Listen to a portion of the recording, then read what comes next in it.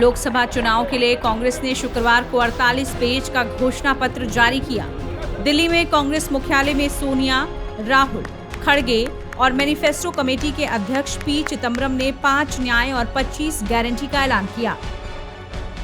Party ने महिलाओं, युवाओं, गरीबों और श्रमिकों के लिए कई लुभावने वादे किए हैं, लेकिन इस बार कांग्रेस के मैनिफेस्टो से कर्मचारियों को पुरानी पेंशन स्कीम देने का वादा गायब दिख रहा है। इसकी वजह यह है कि इस योजना को लागू करना आसान नहीं है और कांग्रेस ऐसा वादा करने से बचना चाहती है। बता दें कि हिमाचल, राजस्थान और छत्तीसगढ़ जैसे राज्यों में कांग्रेस की सरकारों ने पुरानी पेंशन स्कीम का ऐलान किया था। सबसे ज्यादा चर्चा पुरानी पेंशन स्कीम के वादे को वापस लेने की हो रही है। खासतौर पर हिमाचल प्रदेश में कांग्रेस की जीत के लिए भी ओपीएस को क्रेडिट दिया गया था। इस जीत से उत्साहित कांग्रेस ने राजस्थान, छत्तीसगढ़ जैसे राज्यों में भी इसे लागू किया था।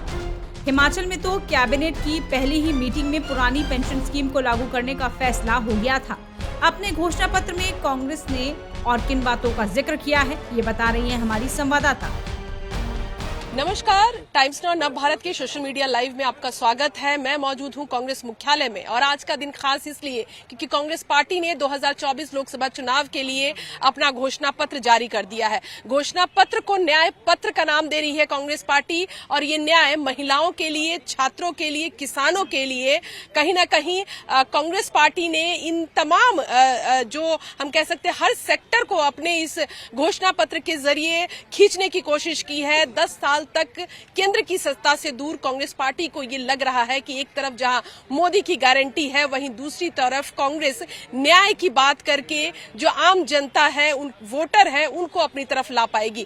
आज कांग्रेस मुख्यालय में घोषणा पत्र जारी हुई और तमाम कांग्रेस के नेता इसमें मौजूद थे। कांग्रेस की पूर्व राष्ट्रीय अध्यक्ष सोनिया गांधी इसमें थी, राष्ट्रीय अध्यक्ष मल्लिकार्जुन खड़गे इस पूरे कार्यक्रम में मौजूद थे, राहुल गांधी इसमें थे और तमाम जो न्याय की बात कही गई है उसका जिक्र आज इस घोषणा पत्र के जरिए कांग्रेस ने रखा है। हमारे साथ खास मेहमान हैं उत्तर प्रदेश से कांग्रेस पार्टी के प्रभारी महासचिव अविनाश पांडे हैं। अविनाश पांडे जी, शुक्रिया आपका। और ये बताएं कि न्याय पत्र की बात, घोषणा पत्र के जरिए न्याय की बात आप लोग कर रहे हैं, जनता न्याय कर पाएगी कांग्रेस के साथ? क्या 10 साल जो सत्ता से आप दूर रहे, इन गारंटियों के जरिए, इन न्याय के जरिए कांग्रेस क्या सत्ता तक पहुंच पाएगी? देखिए, सबसे बड़ा आत्मविश्वास कांग्रेस को इस चीज का है कि यह न्याय पत्र सिर्फ मात्र एक आश्वासन पत्र, एक संकल्प नहीं है। पिछले दिनों 10,500 किलोमीटर से भी ज्यादा की जो भारत जोड़ो यात्रा और न्याय यात्रा माननीय राहुल गांधी जी ने जो की है, उसमें जनता की आवाज को, उनकी भावनाओं को, उनकी तकलीफों को इस घोषणा पत्र में शामिल किया गया है। ये घोषणा पत्र मात्र सिर्फ किसी प्रकार का आश्वासन नहीं है, लेकिन एक न्याय देने की गारंटी है। और इसमें स्पष्ट रूप से चाहे युवा, बेरोजगार युवाओं के बारे में बात हो तो युवाओं को भी रोजगार की गारंटी दी गई है। जो हमारे सबसे आज देश में त्रसित जो किसान वर्ग है, जो कि अपने आप को ठगा महसूस कर रहा है, जिसे ये वादा किया गया था माननीय मोदी जी ने कि उन्हें उनकी उपज का दुगना भाव उनको देंगे। किसान आंदोलन को भी खत्म यही बात कहकर किसान आंदोलन, इस देश में इतना बड़ा किसान आंदोलन हुआ, आज भी चालू है। और इन सभी चीजों को लेकर माननीय राहुल गांधी जी, आदरणीय खड़गे साहब और कांग्रेस कार्य समिति के जितने भी लोग हैं, इसका बहुत ही नजदीकी से निरीक्षण और परीक्षण करने के बाद इन सभी भावनाओं को इस घोषणा पत्र में शामिल किया गया है। ये घोषणा पत्र सिर्फ घोषणा पत्र नहीं, लेकिन एक न्याय की गारंटी है। और अभी आपने जो बात कही कि माननीय मोदी जी की गारंटी, जो कि पूरे देश में और जितने मीडिया में सुबह से शाम तक जिस गारंटी की वो बात करते हैं, तो इस देश की जनता भली भांति समझ गई है कि मोदी जी की जो बात करते हैं वो मात्र जुमला है। और कांग्रेस ने जो गारंटी दी है, कांग्रेस वो पार्टी है जो कि 139 साल की अपने इस कार्यकाल में इस देश की आजादी से लेकर इस देश के निर्माण और साथ ही साथ इस देश में एक गरीब लोगों को उसके गरीबी रेखा से उठाने का कार्य इस कांग्रेस ने किया है। यही वो कांग्रेस है जिसने इस देश में खाद्य सुरक्षा की गारंटी ली। यही वो कांग्रेस है जिसने इस देश में शिक्षा की गारंटी दी। यही वो कांग्रेस है इस देश को आरटीआई कानून दिया। तो देश में लोगों ने कांग्रेस को, यूपीए सरकार का, कांग्रेस की परफॉर्मेंस देखी हुई है, जहां पर हमने कभी इस चीज की छाती ठोककर कभी हमने प्रचार नहीं किया, हमने देश के ऊपर में कोई उपकार किया, लेकिन और कार्य करने का संकल्प लेकर हम आगे बढ़े हैं। और आज जब पूरे देश में एक बदलाव की लहर है, लोग बदलाव चाह रहे हैं, लोग जुमलेबाजी से थक गए हैं, लोग इस सरकार की में जो एक ईमानदारी का और भ्रष्टाचार के विरोध में जो वो नारा या जो जोर जोर से चिल्लाते थे, पूरे देश के भ्रष्टाचारियों को अपनी वॉशिंग मशीन में धोने का जो एक प्रक्रिया उन्होंने शुरू की है, उससे लोग ज्यादा तो आप ही के नेता उस वॉशिंग मशीन में धुल के जा रहे हैं। 24 घंटे में 3 नेता छोड़कर जब चले तक वो गए। कांग्रेस में थे तो भ्रष्टाचारी थे। आज सुबह आपने देखा होगा कि वो तो पूरे पवित्र हो गए, साफ हो गए।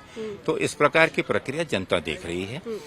राजनीति में अगर वो ये सोचते हैं कि संवैधानिक संस्थाओं का दुरुपयोग कर और लोगों को आतंकित कर, लोगों को भय दिखाकर और लोगों को जेल की हवा की बात कर और लोगों के कुछ कारनामों को अगर वो इस प्रकार से करें कि अगर वो गलत हो या ना हो। संस्थाओं की आप बात कर रहे हैं, ईडी, सीबीआई, तमाम कांग्रेस पार्टी और जो अलायंस पार्टियां हैं वो भी आरोप लगाती रही है कि वो सरकार के इशारे पर काम करी। उसके लिए भी न्याय पत्र में आप लोगों ने कुछ चीजें कही है। निश्चित रूप से देखिए, ये जो संवैधानिक संस्थाएं हैं उनकी स्वतंत्रता सबसे महत्वपूर्ण है। राजनीतिक सरकार चलाते हुए राजनीतिक तौर पे निश्चित रूप से कभी कभी उस पर हो सकता है कि दबाव हो, लेकिन इस प्रकार से उसको अपने पार्टी की ही अग्रिम संगठन, फ्रंटल ऑर्गेनाइजेशन, अपने पार्टी का ही विशेष चुनाव यंत्र बोलकर आज तक कभी भी इसका उपयोग नहीं किया गया।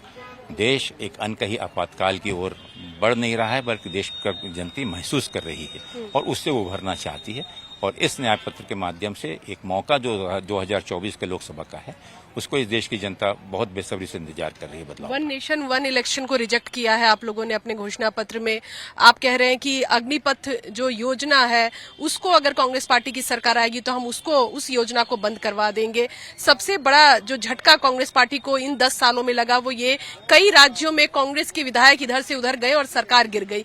इस पर भी कानून संशोधन की आप बात कह रहे हैं। निश्चित रूप से देखिए, पीपुल्स रिप्रेजेंटेशन एक्ट इस देश में कांग्रेस ने ही बनाया था कि इस देश में लोगों द्वारा जो लोकप्रिय सरकारें चुनकर आती हैं वो सही रूप में बिना किसी डर के और काम कर सकें। लेकिन खुले राम आपने देखा होगा पिछले दिनों कि जितनी भी गैर भाजपाई सरकारें हैं वहां पर ओपन हाउस ट्रेडिंग कर खरीद फरोख्त, एमएलओएस की खरीद फरोख्त कर और खुले रूप से कोई किसी प्रकार की बिना किसी लाज शर्म के लोगों की भावनाओं की परवाह किए बिना सरकारें बदल दी गईं या सरकारों को अस्थिर कर दिया गया। मुख्यमंत्रियों को जेल के सलाखों के पीछे डाल दिया गया बिना कोई अपराध को साबित हुए बिना। तो क्या आपको लगता है कि ये लोकतंत्र है या ये संविधान से काम चल रहा है? और निश्चित रूप से उसमें बदलाव, उस कानून में और सख्ती लाने की जरूरत इसीलिए है कि आगे जाके कोई भी सरकार हो, चाहे कांग्रेस की हो या भाजपा की हो या कोई अन्य सरकार हो, तो जिस प्रकार की लोगों के मतों का दुरुपयोग करते हुए उसका मजाक उड़ाया जा रहा है, लोकतंत्र का मजाक उड़ाया जा रहा है, इस देश के संविधान का मजाक उड़ाया जा रहा है, तो आगे कम से कम इस देश की जनता की भावनाओं को देखते हुए, देश में एक स्थिरता को मद्देनजर रखते हुए इस प्रकार के कानून में बदलाव लाया जाए। ये बताएं कि जिस तरह से आज घोषणा पत्र जारी किया गया है, हमेशा कांग्रेस ने कई बार ये कहा है कि कांग्रेस ने बड़े अच्छे काम किए, सरकार में रहते हुए भी प्रचार नहीं कर पाई।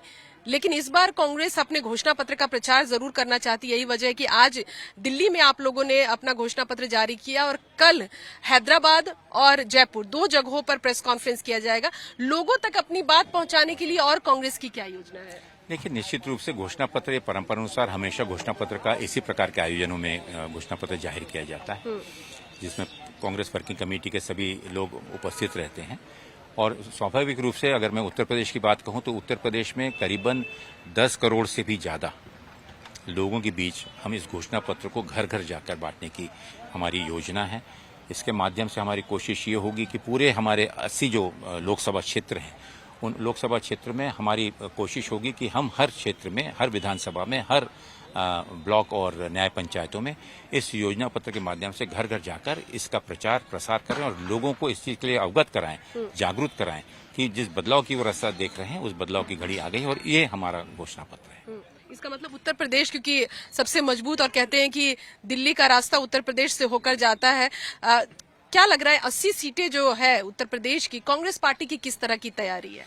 80 सीटें जो हमारा इंडिया गठबंधन है उसमें इन सभी 80 सीटों पर चुनाव लड़ रही है। कांग्रेस 17 सीटों पर चुनाव लड़ रही है और मुझे पूर्ण विश्वास है कि एक मजबूत संगठन और उसके साथ साथ में एक बेहतर समन्वय के साथ हम इस चुनावी रणनीति में निश्चित रूप से भारतीय जनता पार्टी को परास्त कराने में कामयाब होंगे। अंतिम सवाल है, अमेठी रायबरेली में कौन उम्मीदवार होगा, किस चेहरे पर कांग्रेस पार्टी दांव लगाएगी, ये सिर्फ कांग्रेस नहीं बल्कि बीजेपी भी जानना चाहती है, आम जनता भी जानना चाहती है। और अमेठी रायबरेली की जनता दिल्ली भी पहुंची थी कि गांधी परिवार का सदस्य वहां से चुनाव लड़े। राजनीति में रणनीति एक बहुत महत्वपूर्ण उसका एक हिस्सा होता है और रणनीति के तहत इस चीज के ऊपर में अभी उसको वैसे ही रहने दें। जब उचित समय आएगा तो इस चीज की का निर्णय सीईसी में चर्चा करके इसकी घोषणा की जाए। रॉबर्ट वाड्रा भी दावेदारी कर रहे हैं। स्वागत है, अगर वो इच्छा दर्शा रहे हैं तो स्वागत है, क्या गलत है उसमें। चलिए, अविनाश पांडे हमारे साथ।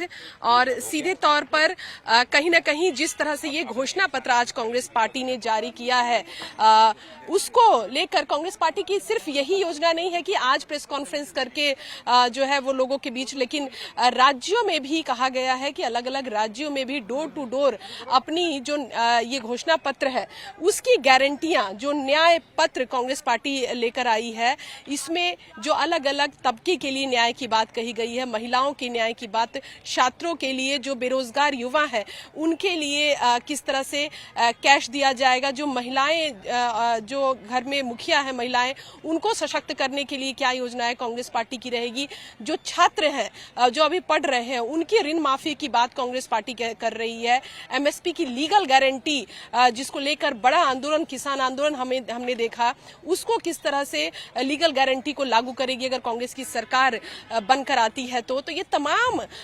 जो चीजें हैं वो कांग्रेस ने अपने न्याय पत्र में रखा है। देखना होगा कि इन लोक लुभावने वादे के साथ जनता कनेक्ट कर पाती है कांग्रेस पार्टी से और 2024 के नतीजे कांग्रेस के पक्ष में आए। ये कांग्रेस की कहीं ना कहीं कांग्रेस कोशिश कर रही है, लेकिन जनता का मूड क्या होगा और चुनाव से जुड़ी हुई तमाम खबरें देखने के लिए टाइम्स नाउ नव भारत से जुड़े रहे।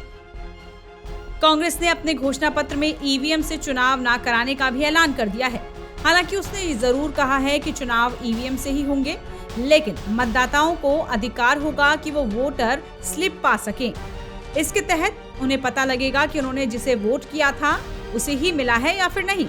पार्टी का मानना है कि ऐसा वादा करना उसके लिए बैकफायर कर सकता है, जिसमें कहा जाए कि अब ईवीएम से चुनाव नहीं कराएंगे। ऐसा वादा करने पर बीजेपी उस पर मिथ्या प्रचार का आरोप लगा सकती है। इसके अलावा बीजेपी की ओर से ये भी कहा जा सकता है कि हार करीब देखकर कांग्रेस अब ईवीएम पर ही सवाल उठा रही है।